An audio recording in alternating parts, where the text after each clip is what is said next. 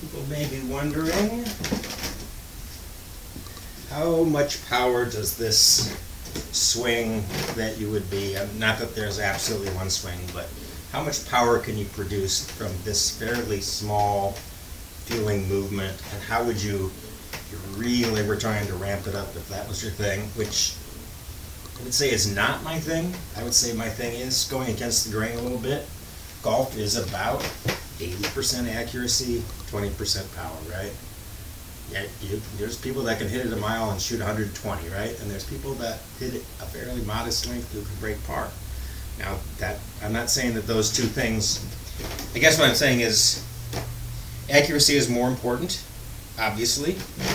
But if you combine accuracy and distance, that's the ideal, right? So there's not a lot of really low scoring players that don't hit it pretty far, and nor are those things in any way in opposition, right? A good solid swing that's efficient is going to be both things, right? It's going to be relatively long, and it's also going to be very accurate. Whereas a swing that has a lot of strange extra movements is going to be both inaccurate and short hitting.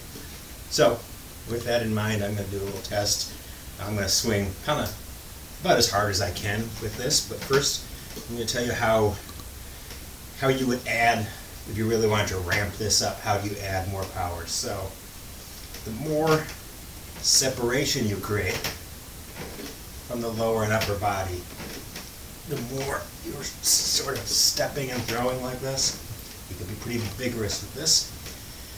That's how you're going to ramp it up. So now I take my pitching wedge, and we'll see what I can do with the pitching wedge. Probably take a few tries, and I'll show you if one gets relatively long. For me, a relatively old but not very big person. So I'm going to try to really ramp up that separation between the two parts. Alright, that's about all out for me. Let's see what I got.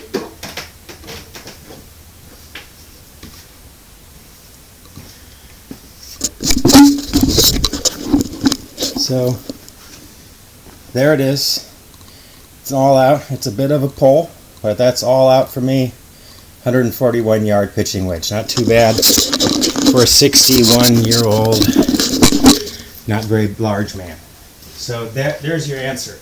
Yes, you can produce plenty of power with a relatively short swing.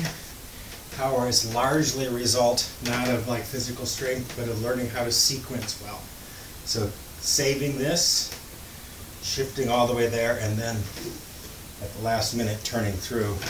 And so don't be afraid to sort of overdo it with this, right? You don't have to bring that into your swing entirely. Almost everybody's going to do too little separation, right? Most people are going to be moving everything together.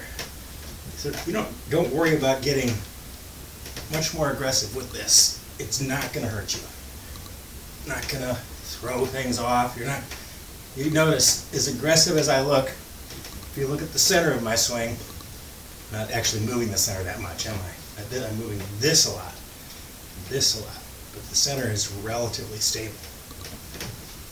So, if you want to work on your power, go ahead and ramp up with this and really get that feeling of separating those two parts of your swing and really like a throwing motion both ways, and that will be how you get there.